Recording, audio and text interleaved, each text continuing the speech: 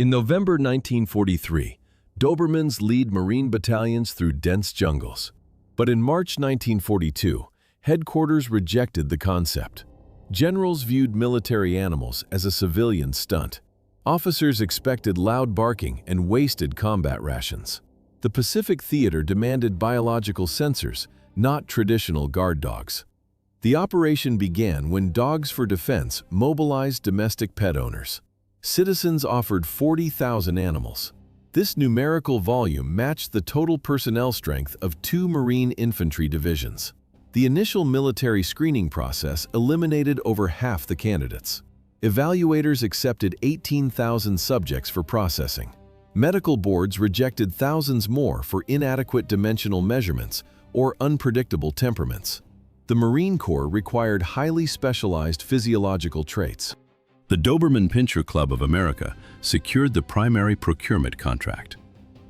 Purebred Doberman Pinschers comprised 75% of the final tactical roster. The chosen breed delivered precise physical specifications. Their short coats mitigated severe tropical temperatures. They possessed acute auditory ranges and exceptional olfactory tracking capacities. Selected animals deployed to Camp Lejeune for tactical integration. 14 weeks of preparation in North Carolina established the standard. The curriculum utilized a synchronized 3-unit configuration, pairing 1 canine with 2 assigned Marines. The animals formally entered service holding the official rank of private. The primary objective required total silence during continuous rifle fire and amphibious landing simulations. Scout units executed target alerts without emitting vocalization, relying entirely on precise physical mechanics. The handler registered sharp leash tension before the animal initiated a sudden freeze. The canine locked its body into a rigid stance against the dense green vegetation, pointing its ears directly toward the unseen target. This silent protocol created a living radar system for combat environments where visual contact rarely exceeded 10 meters. Olfactory tracking expanded this security perimeter to 400 meters. The maximum confirmed detection range measured exactly 1/4 of a mile. That extended detection range became a tactical necessity against the defense of Bougainville. Pitch blackness covered the jungle floor. Muzzle flashes illuminated thick foliage for a fraction of a second. Marines fired blindly at shifting shadows. A single battalion fired 3,800 rounds of ammunition in one night. The continuous roar of rifles echoed through the canopy. By dawn, they had killed 1 water buffalo. They wounded 1 of their own men. The number of neutralized enemy targets was exactly 0. 40,000 Japanese soldiers from the 17th Army defended Bougainville. They represented a functional military force that had merged entirely with the environment.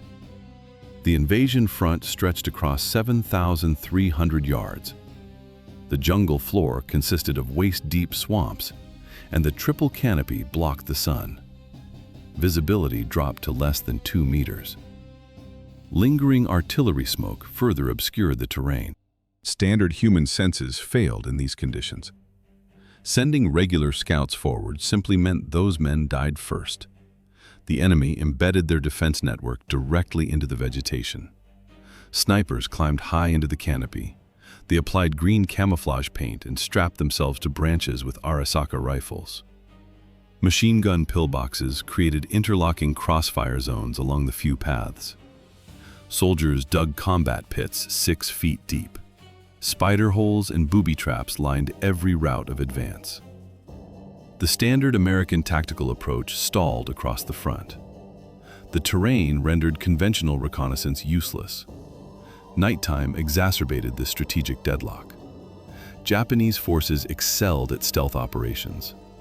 Enemy soldiers penetrated the marine perimeter under the cover of darkness and cut communication wires. To counter the invisible infiltration, the command deployed the 1st Canine Tracking Patrol on November 1, 1943. Private First Class Robert Lansley stood in the shallow water of Empress Augusta Bay. He checked the steel action of his M1 rifle. A mortar shell detonated on the black sand beach.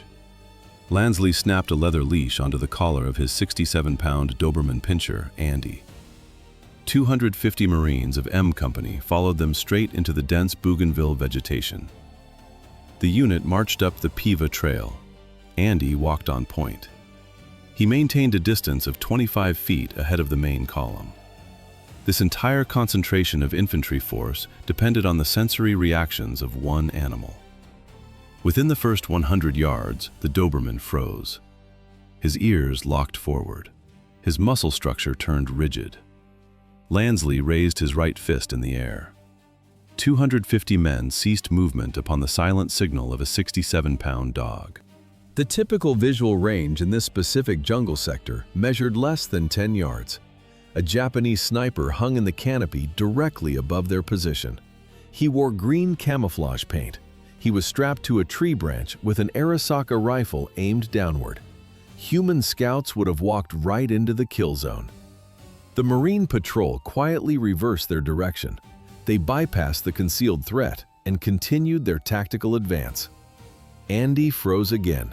He repeated the exact same silent alert at every concealed Japanese position along the route.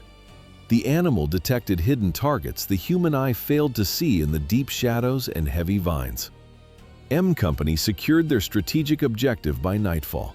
They established a firm blocking position deep inside hostile territory. The operation severed the Japanese reinforcement lines along the entire length of the Piva Trail. The Marines completed the maneuver through hostile terrain. Not a single casualty. The absence of casualties on the Piva Trail immediately turned a theoretical experiment into tactical doctrine. 14th day of the campaign. 2 machine gun nests in a blind spot. Private John Mahoney and his K-9 unit advanced directly into an anticipated crossfire zone. The mechanism of detection relied on the animal isolating specific thermal and acoustic signatures through dense vegetation, bypassing human sensory limitations. Once the precise coordinates of the hidden positions were established, Marine infantry eliminated the threat with 0 friendly losses. A formal dispatch traveled from the Pacific Theater to Pennsylvania, informing former owner Theodore Wiederman that his animal had systematically prevented multiple Marine fatalities. The operational reality of night defense shifted drastically across the entire perimeter. Sergeant William McDaniel later documented a standard engagement where an animal emitted a low-frequency alert in complete darkness. Following the directional orientation of the dog, squad leader Slim Livesey raised his rifle and executed a single precise shot, eliminating an infiltrator instantly. This methodology radically altered defensive logistics. Instead of expending thousands of rounds firing blindly into the jungle canopy, forward units conserved ammunition by neutralizing verified targets with isolated rifle fire. The communication infrastructure required a similar tactical response. Field commanders deployed a German Shepherd named Caesar to run physical messages through contested sectors under active enemy fire. Heavy casualties in the Bougainville jungle forced tactical command to utilize Caesar as a singular communication node. A 39-kilogram Shepherd runs 50 kilometers through overlapping enemy formations. Japanese infantry severed the copper telephone lines linking Mike Company to the 2nd Battalion. The animal remained the only transmission method. Captured Japanese intelligence papers added heavy physical weight to his leather harness straps. Enemy riflemen recognized the pattern and directed targeted fire toward the dog. 2 Arisaka rifle rounds struck the messenger during a relay mission. Medical personnel placed him on a field hospital table. A surgeon extracted the first bullet using steel forceps. The second projectile rested millimeters from the heart wall. Removing it carried extreme surgical risk. The medical team left the metal fragment permanently embedded inside the chest cavity. Caesar survived the procedure. His deployment confirmed a structural shift in Marine perimeter security protocols. Hard, analytical data replaced initial command hesitation. Lieutenant Colonel Alan Shapley commanded the 2nd Marine Raider Regiment. He initially viewed the war dog concept with skepticism. Post-campaign casualty assessments eliminated those doubts. 423 dead Marines equaled the combat depletion of a standard infantry battalion. The documented survival rate justified the animal integration program. 0 Marines died while operating within a dog-led patrol against 423 total sector fatalities. Lieutenant Colonel Shapley cemented this statistic in his official post-action report. Shapley's after-action report initiated a fundamental shift in deployment scale across the Pacific Theater. 60 dogs and 90 handlers disembarked on the beaches of Guam on July 21, 1944, during the first campaign to recapture pre-war American territory. This footprint mirrored the exact personnel structure of a specialized heavy weapons company, integrating 3 complete K-9 platoons into the landing force alongside the 3rd Marine Division. The subsequent morning, a Doberman named Kurt navigated the dense vegetation at the head of a combat patrol alongside Private First Class Alan Jacobson. The animal halted abruptly, locking his posture and pointing his ears forward to indicate a concealed Japanese force preparing a close-quarters ambush. Realizing the animal detected their position, the enemy threw fragmentation grenades toward the forward element. The blast severed several of Kurt's vertebrae and wounded Jacobson simultaneously with flying shrapnel. The Marine refused standard medical evacuation procedures until the paralyzed animal received field surgery. Captain William Putney, the commanding officer of the 3rd Platoon and a trained veterinarian, initiated emergency medical protocols directly on the battlefield. He secured an intravenous fluid bottle to the surrounding foliage and inserted the delivery tube into the prominent vein of the animal's right foreleg. Putney then administered 32 milligrams of morphine to stabilize the central nervous system and prevent traumatic shock. The explosive radius had sheared the top of the thoracic spine entirely off just behind the animal's shoulders. The spinal cord remained fully exposed and plainly visible within the cavity because there was no hemorrhage at the trauma site. Kurt succumbed to these spinal injuries later that evening, marking the first operational K-9 casualty on the island. The deployment of these units generated a documented psychological impact on the opposing infantry forces. A single Marine dog tracked a group of retreating Japanese personnel into a fortified cave network deeper in the island's interior. 4 trained soldiers preferred their own shrapnel over a physical confrontation with one tracking animal. The 4 Japanese soldiers pulled the safety pins and detonated their own grenades. Those grenade detonations marked the collapse of Japan's core defensive strategy. Optical camouflage defeated visual reconnaissance, but a K-9 olfactory system bypassed optical barriers altogether. The Japanese infantry strategy relied on complete stillness and patience. One single shot decided the engagement. A sniper waited hidden in the dense canopy. Soldiers tied themselves to branches to prevent falling during long hours of waiting.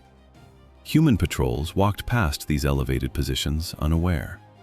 Then biology dismantled this theater-wide strategy. Canine noses possess roughly 200 million olfactory receptors. A 32-kilogram Doberman smelled human sweat and rifle oil from tens of meters away. The high humidity of the jungle trapped these odors close to the soil. The dog alerted the handler silently.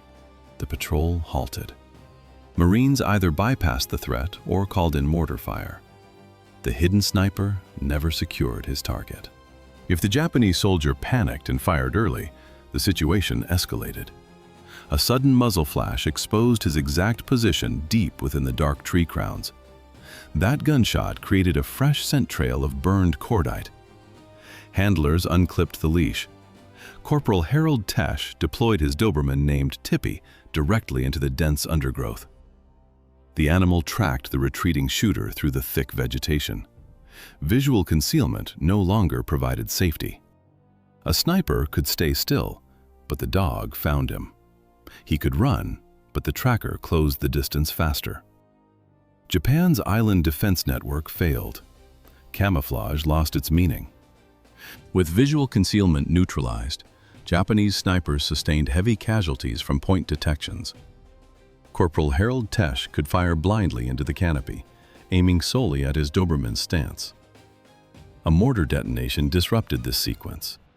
The blast wave threw Tippy 6 meters. Both hind legs suffered immediate paralysis.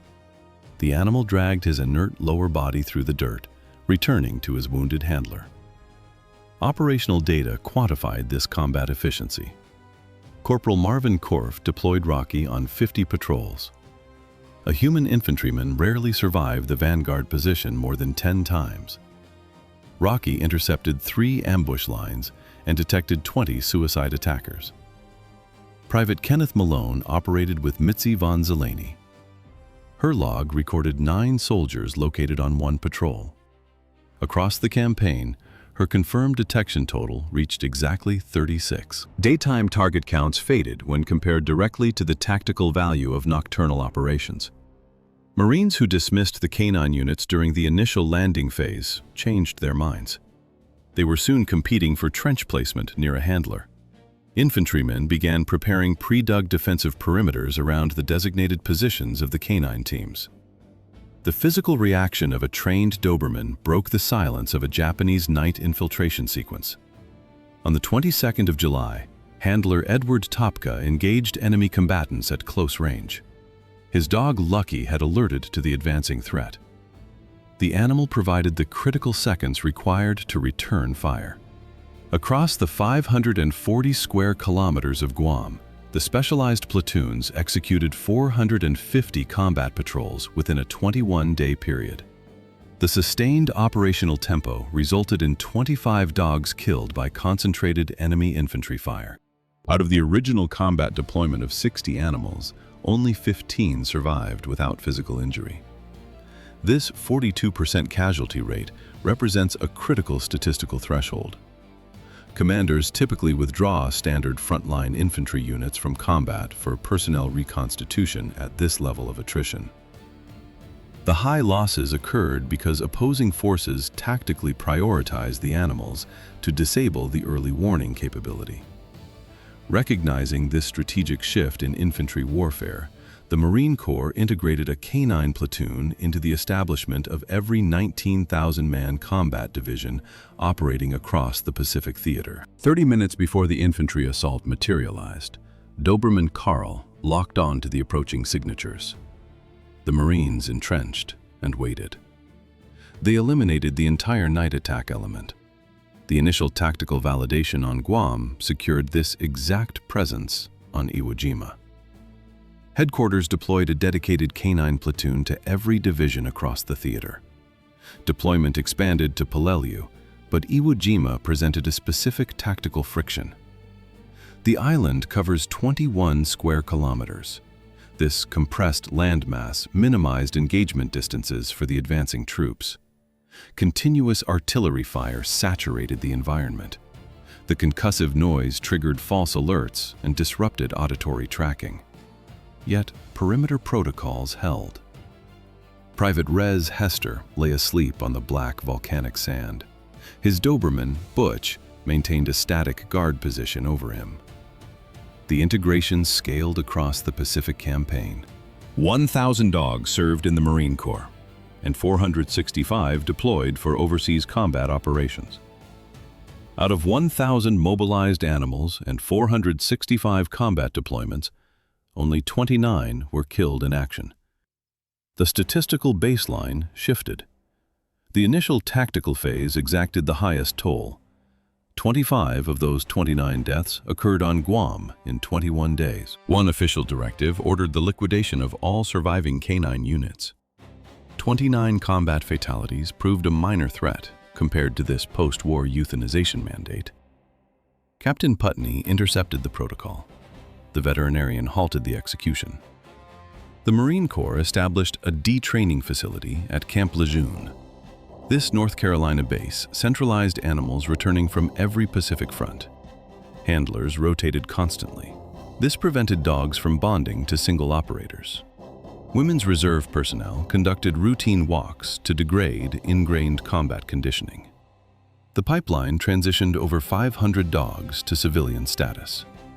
Corporal Marvin Korf surrendered Rocky to a Chicago address. Shipping these units home effectively concluded the war. But Captain Putney would revisit this logistical chain decades later. Tom Price bypassed the return protocol. He claimed Chips and brought him home to Maryland. Tom Price bypassed the directive, securing his animal in Maryland. But across the Pacific, the 1944 trenches had vanished beneath heavy jungle overgrowth. Captain Putney returned to Guam in the 1980s, locating the burial coordinates of 25 casualties to initiate a restoration protocol. These tactical units possessed an unconventional origin, as German Shepherds and Doberman Pinschers were mobilized directly from American kitchens, rural farms, and backyards. The federal government requisitioned domestic animals for frontline deployment, prompting civilian families to surrender their property to supply the logistics chain.